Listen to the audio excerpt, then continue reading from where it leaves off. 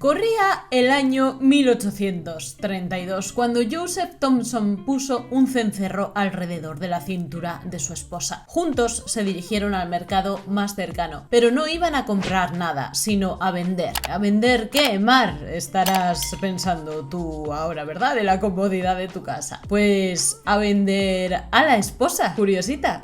Para ello, Joseph hizo subir a su esposa a una tarima en medio de la plaza y comenzó a enumerar las peores cualidades de la que era su esposa hasta el momento, llamándola serpiente, nada más y nada menos. Les dijo a los posibles compradores, o les advirtió, mejor dicho, que se mantuvieran alejados de mujeres como ellas, y la comparó con el cólera, con un perro rabioso y hasta con un león rugiente. Sin embargo, dijo que también tenía algunos puntos a favor, por ejemplo, que cantaba como los ángeles, que era una experta ordeñando vacas y que era muy buena compañera de bebida, algo tenía que tener, bueno, la mujer. Por todo esto pidió 50 chelines por ella y había un interesado entre el público llamado William Harwood que estuvo dispuesto a pagar esta suma, así que puso un brazo alrededor de su compra y ni corto ni perezoso se marchó sonriente con ella. Se la llevó a su casa, sí, con la misma frialdad con la que podrías comprar un abrigo nuevo o un sombrero nuevo. ¿Crees que lo que te estoy contando es un cuento, una leyenda, un chiste?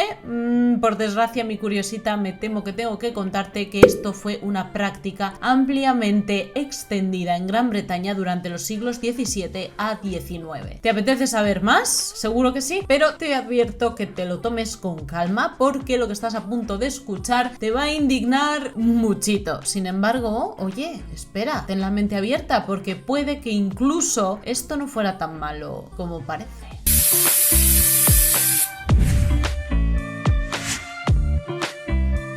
¿Qué tal, mis curiositos? Sin censura. Perdón por el gallito, pero es que estoy fatal de la voz desde que estoy entrenando durísimo. Bueno, vamos con la historia de hoy que sé que os va a encantar. Estad súper atentas porque puede parecer peor de lo que en realidad es. Ya veréis que la moneda siempre tiene dos caras, ya sabéis. Hemos hablado en otras ocasiones aquí en vídeos en Curioseando sin censura de las tradiciones de la época victoriana y a estas alturas de la película pues bien sabemos que esto fue una era con cosas y con costumbres que precisamente hoy pues no aceptaríamos, ni muchísimo menos. Hoy vamos a estar hablando de la venta de esposas, que se volvió un asunto bastante delicado en la época victoriana, pero a la vez estaba ampliamente aceptado. ¿Por qué? O sea, como una cosa que así, según te la acabo de decir yo, seguro te ha dado un pasmo el cerebro y el corazón y has dicho ¿qué le coma? Bueno, pues sí, curiosita, la venta de esposas en realidad era algo bueno porque los divorcios en la época, los divorcios de manera legal eran extremadamente caros, o sea, eran prohibitivos y además llevaban una cantidad de tiempo que vamos, que en el tramo pues se podían morir los dos cónyuges tranquilamente. Así que vender a la esposa se convertía en la manera más barata, más rápida y más sencilla de deshacerte de tu cónyuge. En la mayor parte de las ocasiones las ventas de esposas se realizaban cuando el marido pillaba a la esposa siendo infiel, pero también había otras razones, por ejemplo que el matrimonio ya no se entendía entre sí o que simplemente se habían cansado el uno del otro. Tranquila, vamos paso por paso que sé que te está explotando la cabeza, déjame que te explique bien. El método de la venta de esposas se llevó a cabo mayoritariamente en áreas rurales de Gran Bretaña y por parte de personas de clase pobre. Para ver una subasta nos teníamos que trasladar hasta las tabernas, hasta las ferias y hasta los mercados. Y para que el asunto tuviera mucha más credibilidad, algunas esposas pues llevaban una soga o un cencerro. Esto te está recordando algo, ¿a que sí? Pues efectivamente, se parecía muy mucho a las ferias de ganado, solo que en este caso con mujeres, o sea, las mujeres eran el ganado. Para que esto fuera todavía más parecido, pues en muchas ocasiones el esposo que iba a vender a su esposa ponía vacas y ovejas por allí como atrecho, ¿sabes? Para que aquello tuviera todavía como más morbillo para para los compradores. Antes del día de la subasta, el esposo se encargaba de hacer un anuncio por todo el pueblo, por todo el área rural, para despertar el interés de los posibles compradores, y había un subastador incluso presidiendo todo este acto. Tenía que haber un árbitro para que certificara que las cosas estaban sucediendo bien. Pero ojo, porque no todas las subastas se hacían de manera pública, también existían las subastas privadas, pero en todas ellas tenía que haber testigos. Esto era necesario porque era la forma en que estas personas de clase baja atestiguaban que lo que estaban haciendo tenía algún tipo de validez. De esta forma era que el divorcio se convertía en efectivo. O sea, se estaban pasando las leyes de Gran Bretaña por el santísimo arco del triunfo, pero para ellos el hecho de que hubiera testigos pues era como la manera de demostrar: oye, yo hice esto. Incluso algunos maridos se lo tomaban tan en serio que redactaban hasta contratos que luego el comprador tenía que firmar, etcétera. O sea, no os vayáis a pensar, ellos se crearon su propio mundillo para todo el asunto de los divorcios, que de cara a la ley pues para ellos eran prohibitivos y estaban solamente ahí para las personas ricas. Aunque esta forma de divorcio, como te estoy diciendo, no tiene validez legal, la población sí que lo consideraba aceptable y válido porque las autoridades no les daban ninguna facilidad. Por tanto, lo que te digo, ellos mismos se tomaron la justicia en sus propias manos.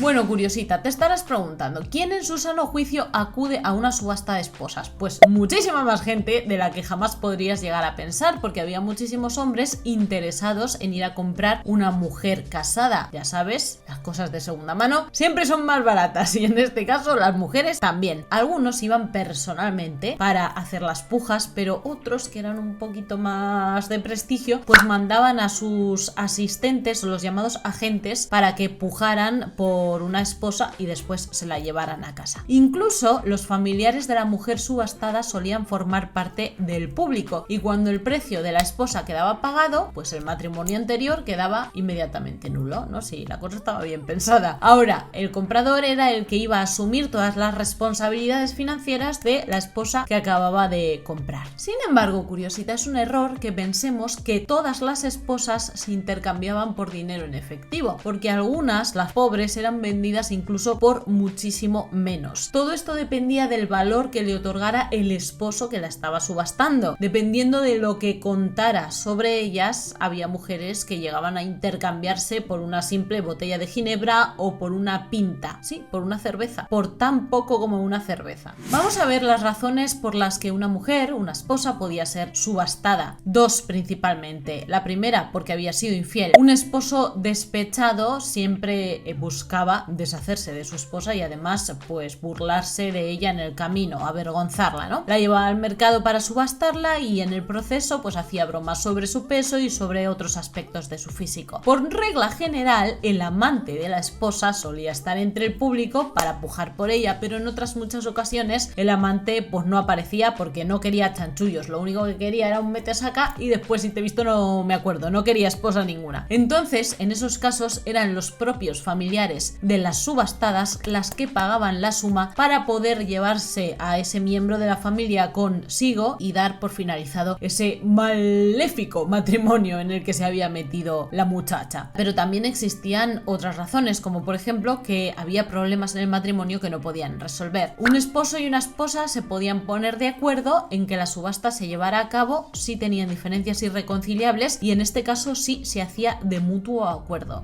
Lo que te estoy diciendo es tal cual. La esposa estaba de acuerdo en que el esposo fuera y la vendiera como si fuera un venao. El venao. O hay que ponerle un poco de sentido del humor a este tema porque anda que no está espeso ni nada. Cuando una mujer subastada era comprada, se quedaba sin nada del anterior matrimonio. Esto significa que no tenía ningún derecho sobre los bienes matrimoniales compartidos. Su futuro, como tú comprenderás, era bastante incierto porque se estaba yendo a casa con un completo desconocido y no sabía si ese matrimonio que acababa de finalizar a lo mejor hubiera sido mejor que lo que venía por delante. Ya sabes ¿Sabes ese refrán que dice mejor malo conocido que bueno por conocer? Pues eso. Sé que lo que te voy a decir ahora suena bastante extraño, pero en verdad muchas de las esposas que fueron subastadas entre los siglos XVII y XIX en Gran Bretaña consintieron a esta subasta. Es más, incluso irrisorio como suena, pero cuando finalizaban algunas de estas subastas, las esposas se quedaban emborrachándose, o sea, tomándose unas cervecicas o unos vinos con el antiguo esposo y con el nuevo esposo, o sea, todo en amor y compañía. La razón era poderosa y es que estaban hartas de su matrimonio y por tanto acababan de librarse de una buena y querían celebrarlo. No solo eran los hombres los que tenían el derecho de celebrar. De hecho, curiosita, si lo miramos desde un punto de vista técnico, nos damos cuenta de que esto tenía una ventaja bastante grande para las esposas. Tienes que darte cuenta de que mientras que una mujer estaba casada con un hombre, él tenía absoluto derecho sobre todos los bienes de ella. Sin embargo, al revés, no. Entonces, cuando esta mujer quedaba puesta a la venta, el esposo estaba renunciando públicamente a cualquier derecho sobre los bienes de esa mujer. Por supuesto, también había otras muchas mujeres que no tenían ni idea de lo que su maléfico esposo estaba a punto de hacer con ellas y obviamente esto suponía pues prácticamente el final de sus vidas, porque creo que no puede existir algo más doloroso que hacer algo así sin el consentimiento, porque bueno, si has dicho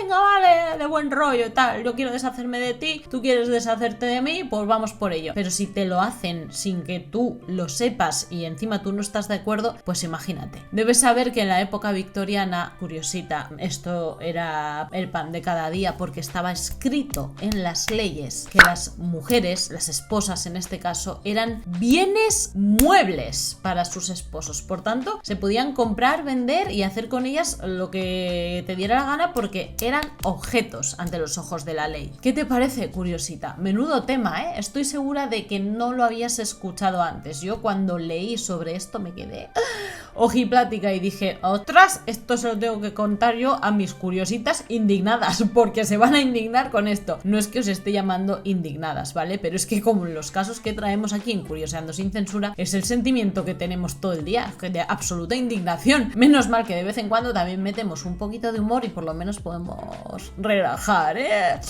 relajarnos.